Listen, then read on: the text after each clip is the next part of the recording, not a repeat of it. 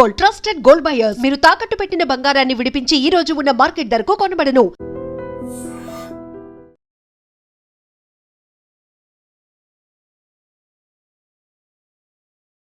Hi hello నమస్తే welcome back to our channel. నేను మీ వైషు.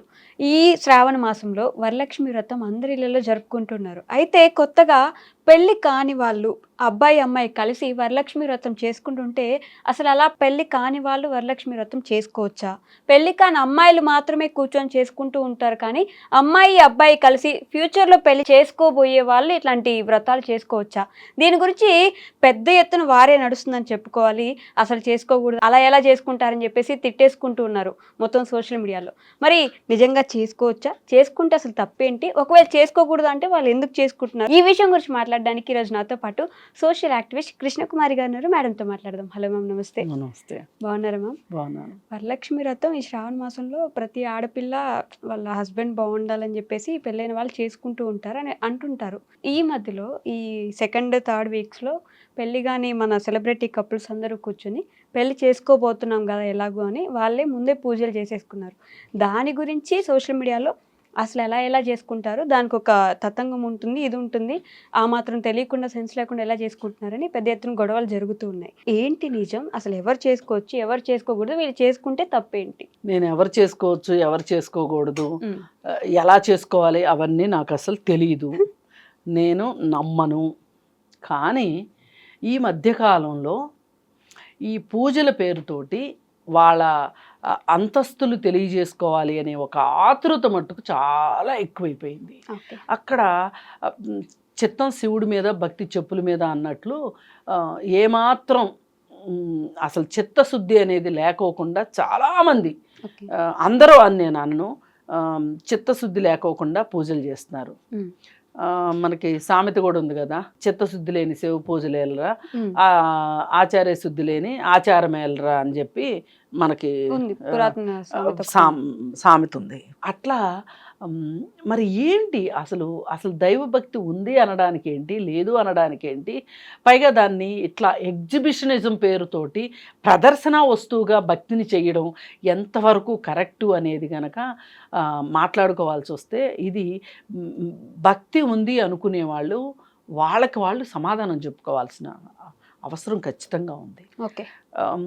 ఒకానొకప్పుడు ఒక ఊరిలో ఒక వినాయకుడి మండపం పెట్టేవాడు. ఊరు మొత్తానికి ఒకటే ఉండేది, ఊరు మొత్తానికి ఒకటే శ్రీరామును పందిరి ఉండేది.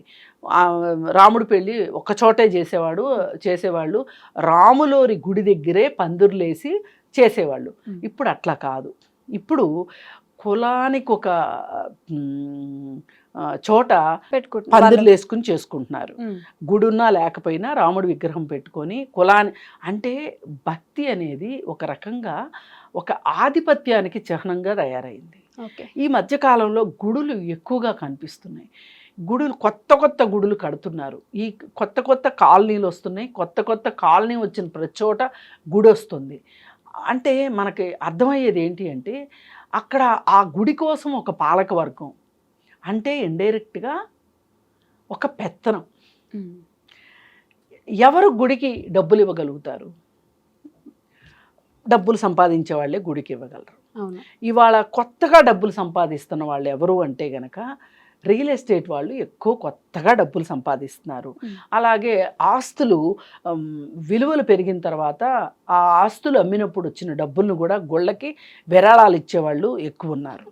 ఇప్పుడు మనం ఈ కొత్త కాలనీలు ఏర్పడే దగ్గర ఈ రియల్ ఎస్టేటు చేసి కొత్తగా డబ్బులు సంపాదించిన వాళ్ళని చూసుకుంటే గనక వాళ్ళకి ఒక రకమైన పెత్తనం కావాలి. అంటే అది ఒక హోదాకి చిహ్నంగా భావిస్తున్నారు. దైవభక్తి కూడా ఒక హోదాతో కూడింది. దానివల్ల మనకు ఒక హోదా వస్తుంది, ఒక గుర్తింపు వస్తుంది. అంటే దైవభక్తిని దీనికి అడ్డం పెట్టుకుంటున్నారు అనేది అర్థమైపోయింది మనకి. ఇక ఇందులో మీకు అసలు రెండో మాట అక్కర్లేదు, అసలు శశబెషలు అక్కర్లేదు.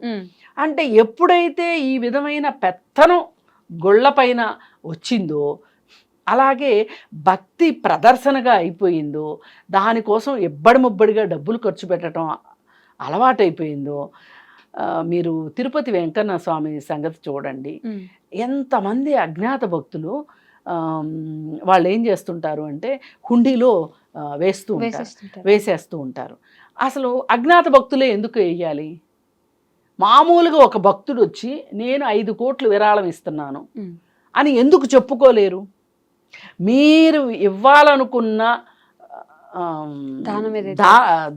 ధర్మం చెయ్యాలనుకుంటున్నారో లేదు కానుక వెయ్యాలనుకుంటున్నారో హుండీలో, అది మీరు చెప్పుకోలేని సంపాదన అది. అంటే ఏ అవినీతి చేసి మీరు సంపాదించారు అంటే? నేను దాన ధర్మాలు చేసే వాళ్ళందరికీ, గుళ్ళల్లో డబ్బులు ఇచ్చే వాళ్ళందరూ అన్యాయాలు అక్రమాలు చేస్తున్నారని నేను అనను, ఎట్టి పరిస్థితుల్లో అనను.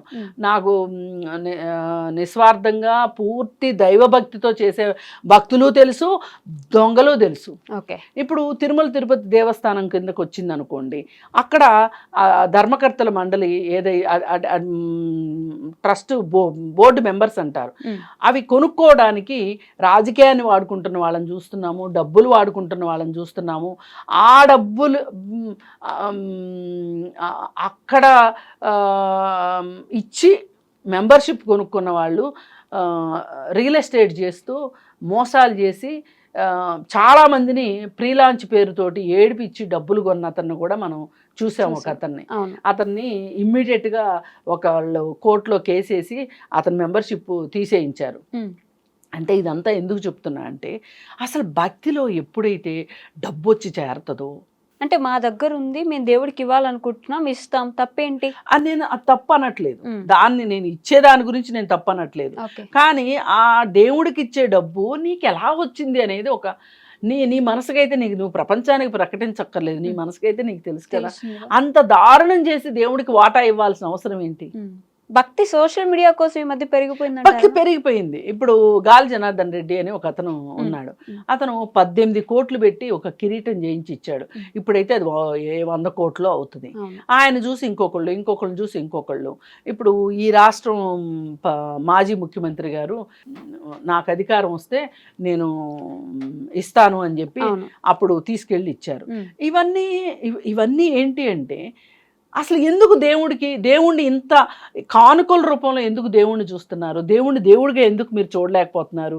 మీరు మనుషులుగా ఉంటే దేవుడిగా చూస్తారు. ఇప్పుడు పాండురంగ మహత్యం అని ఒక సినిమా ఉంది. దానిలో పాండురంగుడు మట్టి తొక్కుతా అంటే ఎంత తన్మయత్వంతో ఆ మట్టిని తొక్కుతాడు అంటే, దాంట్లో తన కొడుకే పడిపోయి తన కొడుకు చనిపోయింది కూడా చూసుకోడు అనమాట. అంత మూర్ఖపు భక్తి అని నేను కావాలని అని కాదు, ఇంకోటి లేదు, పూర్తి నిస్వార్థమైన భక్తి ఉంటే తప్పేమీ లేదు. కానీ ప్రమాదకరమైన భక్తి ఏంటి అంటే, ఇవాళ ఏ దరిద్రాలైనా చేసి, ఏ చండాలాలైనా చేసి వీళ్ళు డబ్బు సంపాదించేసేసి దేవుడికి కొంచెం ఇచ్చేసేసి మనశ్శాంతి తెచ్చుకునే దాన్ని మట్టుకు నేను పూర్తిగా వ్యతిరేకిస్తాను. ఇకపోతే ఇవన్నీ ప్రదర్శన భక్తులు అయిపోయినాయి. భక్తి ప్రదర్శనమయం అయిపోయింది. ఈ ప్రదర్శనమయం అయిపోయిన భక్తిలో వినాయక చవితులు, ఈ వరలక్ష్మి వ్రతాలు, అలాగే శ్రీరామనవమి, ఇవన్నీ కూడా వచ్చేసేసి ఏం చేస్తున్నారు? ఇప్పుడు ఇందాక అనుకున్నాం కదా, ఊరికి ఒక వినాయకుడు అనుకుంటే, ఇప్పుడు హైదరాబాద్లో కూడా చాలా తక్కువ వినాయకుళ్ళు ఉన్న కాలం నుంచి ఇవాళ కొన్ని వేల వినాయకుళ్ళు వచ్చేసిన పరిస్థితి వచ్చింది. వచ్చేసి ఆ వినాయకుడి పేరుతోటి డబ్బులు వసూలు చేయటము, అక్కడ జరిగే నానా కంగాళి, ఇదంతా మనం చూస్తూనే ఉన్నాం. అది అయిపోయిన తర్వాత ఇక వరలక్ష్మి వ్రతం దగ్గరికి వస్తే, ఇది ముత్తైదువులు చేసుకుంటారు. అలాగే నార్త్ సైడ్ కూడా కర్వా చౌత్ అని ఇంకోటి, వాళ్ళు కూడా ఒక పండగ చేస్తారు. కార్తీక మాసంలో కార్తీక పౌర్ణమి ఇక్కడ కూడా చేస్తారు, అక్కడ కూడా చేస్తారు. అయితే ఇదంతా ఏంటి అంటే, భర్త యొక్క ఆరోగ్యం బాగుండాలని భార్యలు చేసే వ్రతం ఇది. రైట్. అయితే శనగలు ఇస్తారు. ఇది ఈ వర్షాకాలంలో శనగలు తింటే మంచిది, ప్రోటీన్ ఫుడ్ అనే ఉద్దేశంతో ఇచ్చుకుంటున్నాం అని చెప్పి ఆవిడికి శనగలు ఇస్తే, ఈవిడికి శనగలు ఇస్తే, ఇద్దరు కలిసి ఇంటికి తీసుకెళ్ళి మొగుడికి పెడితే మొగుడు బాగా ఆరోగ్యంగా ఉంటాడు అనేది వాళ్ళ నానుడి. అయితే నా బాధ ఏంటి అంటే, ఇక్కడ ఒక చిన్న కన్సర్న్ ఏంటి అంటే, ఎందుకబ్బా మహిళలే భర్తల ఆరోగ్యాలు బాగుండాలని పూజలు చేస్తారు, భర్తలు ఎందుకు భార్యల ఆరోగ్యాల కోసం చేయరు? ఓకే. పోనీ నేనేమంటానంటే మీరేం పూజలు చేయొద్దు కానీ భర్తలు ఈ శ్రావణ మాసం సందర్భంగా మీ భార్యలకి హెల్త్ చెకప్లు చేయించండి. వావ్, మంచి ఐడియా కదా అసలు. ఇప్పుడు ఆడవాళ్ళు ఎప్పుడు కూడా పిల్లలకు చేసామా, భర్తకు చేసామా, అత్తమామలకు చేసామా, ఇల్లంతా బాగా పెట్టుకున్నామా లేదా అని వాళ్ళ గురించి వాళ్ళు ఇల్లు పేరు మర్చిపోయినట్టు వాళ్ళ గురించి వాళ్ళు మర్చిపోతారు. అంటే ఎప్పటి నుంచో వస్తున్న ఆచారాలు మనం ఎట్లా చేయకుండా వదిలేస్తాం, మేము నేను చేయొద్దనట్లేదు. ఇప్పుడు భక్తి వ్యక్తిగతం, ఖచ్చితంగా అది ప్రదర్శన కాదు, ఇంతవరకు గుర్తుపెట్టుకుంటే చాలు. ఇకపోతే భర్త కోసమే వ్రతాలు, నోములు, పుణ్య ఇవన్నీ చేస్తున్నారు కదా వీళ్ళు, సరే చెయ్యండి మీరు. కానీ మీకు ప్రతిగా మీ భర్త ఈ ఆధునిక కాలంలో ఆలోచించాల్సింది ఏంటంటే నా భార్య ఆరోగ్యం ఎలా ఉంది, నా ఆరోగ్యం కోసం కదా నా భార్య ఇంత పూజ చేస్తుంది, నా భార్య ఆరోగ్యం కోసం నేనేం చేస్తున్నానని ఏ పురుషుడైనా ఆలోచించుకున్నాడా? తీసుకెళ్ళి ఇయర్లీ చెకప్ చేయించారనుకోండి ఈ పండగ సందర్భంగా వాళ్ళ ఆరోగ్యం గురించి, వాళ్ళకి ఏమైనా ఒక అనారోగ్యం బయటపడింది అనుకో, ఈ టెస్ట్ చేయించకపోతే బయటపడుకోకుండా డైరెక్ట్గా రోగమే బయటపడింది అనుకో, కష్టం అవుతుంది కదా. అందుకని చెప్పి విధిగా ఖచ్చితంగా భర్తలు భార్యల కోసం ఈ మాత్రం ఆరోగ్యంగా, అంటే వాళ్ళు మీ ఆరోగ్యం గురించి చూస్తున్నారు కాబట్టి మీరు కూడా వాళ్ళ ఆరోగ్యం గురించే చూడాలి అనేది నా కన్సర్న్. సరే, ఇది అయిపోయింది. ఇంకా అసలు ఇప్పుడు సోషల్ మీడియాలో ఈ సెలబ్రిటీలు అనబడే మహిళామణుల యొక్క వాళ్ళు అప్లోడ్ చేస్తున్నవి చూస్తూ ఉంటే, మా ఇంటికి వచ్చిన 150 సెలబ్రిటీలు ఇచ్చుకుంటున్నాము వాయనం, పూచుకుంటున్నాము వాయనం, అందరి వీడియోస్ ఇవే ఉన్నాయి. అయితే ఇక్కడ మనం ఆలోచిస్తే గనక, నేను శాస్త్రాలు, ధర్మాలు ఇవన్నీ నేను మాట్లాడను, కానీ ఒక పెళ్ళి కానీ పెళ్ళి చేసుకుందాము అనుకుంటున్న వాళ్ళు పూజ చేశారు అని ఈ సంవత్సరం చాలా ఎక్కువ విమర్శల పాలయ్యారు. అయితే ఇప్పుడు మనుషులకి వేచి ఉండే గుణం తగ్గింది. ఓకే, దానికి రిఫ్లెక్షన్ ఇది. ఆగట్లే ఎక్కడ. ఎందుకంటే ఈ సంవత్సరం పెళ్లి చేసుకున్నారనుకోండి, పెళ్లి చేసుకున్న తర్వాత వ్రతం చేసుకోవచ్చు, లేదు వచ్చే సంవత్సరం పెళ్లి చేసుకున్నారనుకోండి ఆ తర్వాత సంవత్సరం వ్రతం చేసుకోవచ్చు. కానీ ఈలోపే మిస్ అయిపోతే అసలు వీళ్ళు ప్లెజర్ని పోస్ట్పోన్ చేయడానికి ఇష్టపడట్లా. ఓకే, ఇది ఒక రకంగా డిజైర్ని పోస్ట్పోన్ చేయటం అంటారు. డిజైర్ అంటే మనకు ఒక ఇష్టం కలిగింది, ఒక కోరిక కలిగింది, దాన్ని పోస్ట్పోన్ చేయడం. ఈ డిజైర్ని పోస్ట్పోన్ చేయడము అనే ఒక విషయం, ఇది ఎంత పెద్ద పర్సనాలిటీ డెవలప్మెంట్ కాన్సెప్టో తెలుసా అండి? చాలా పెద్ద పర్సనాలిటీ డెవలప్మెంట్ కాన్సెప్ట్. ఒకసారి ఏం చేశారంటే, ఈ పర్సనాలిటీ డెవలప్మెంట్ క్లాసెస్ అది తీసుకునేవాళ్ళు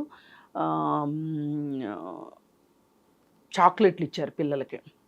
ఇచ్చి మేము చెప్పే వరకు ఎవరు దాన్ని రేపర్ తీయకూడదు, దాన్ని ముట్టుకోకూడదు, దాన్ని తినకూడదు అని చెప్పి, ఎవరైతే అలా ఉంటారో వాళ్ళకి మేము ప్రైజ్ ఇస్తాము అని చెప్పారు. ఓకే, కానీ దాదాపు 80% మంది పిల్లలు చూపులన్నీ చాక్లెట్ మీదే, మనసంతా చాక్లెట్ మీదే.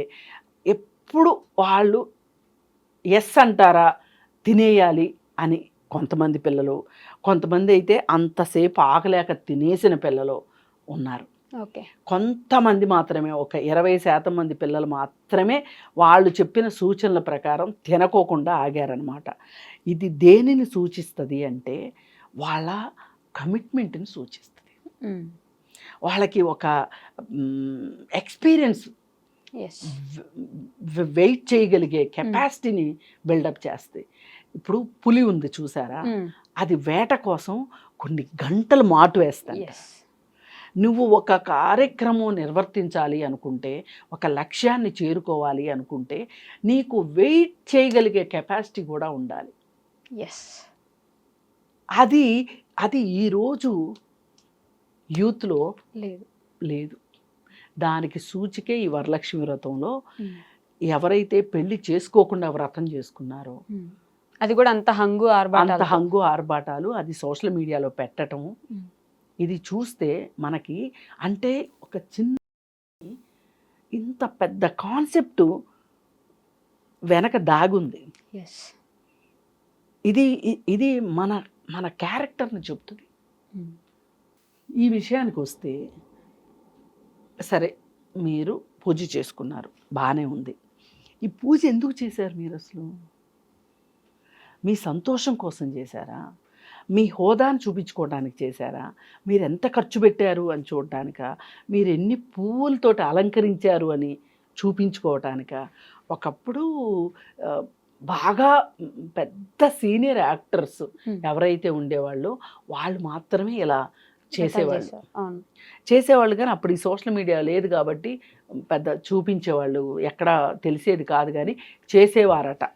అయితే ఇప్పుడు మట్టుకు చిన్న చిన్న జూనియర్ ఆర్టిస్టుల దగ్గర నుంచి, అలాగే టీవీ ఆర్టిస్టుల దగ్గర నుంచి, సినిమాల్లో ఆర్టిస్టుల దగ్గర నుంచి అందరికీ ఇది ఒక సంతలాగా అయిపోయింది. ఇది ఒక ప్రదర్శన అయిపోయింది. పదే పదే నేను ప్రదర్శన అనడం వెనకమాల నా ఉద్దేశం ఏంటంటే, మీరు భక్తిని ప్రదర్శనకి పెట్టకండి.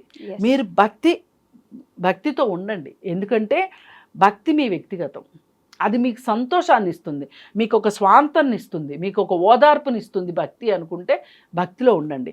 కానీ మీ డబ్బులు చూపించుకోవటానికి, మీ హోదాలు చూపించుకోవటానికి, మీ హంగు ఆర్భాటాలు చూపించుకోవటానికి, ఒక వరలక్ష్మి వ్రతం కోసం 5 లక్షలు ఖర్చు పెట్టాను, 6 లక్షలు ఖర్చు పెట్టాను, 10 లక్షలు ఖర్చు పెట్టాను, 15 లక్షల నగ కొనుక్కున్నాను, ₹1,00,000 చీర కొనుక్కున్నాను, ఇవి చూపించడం మట్టుకు చాలా చాలా చాలా చాలా తప్పు.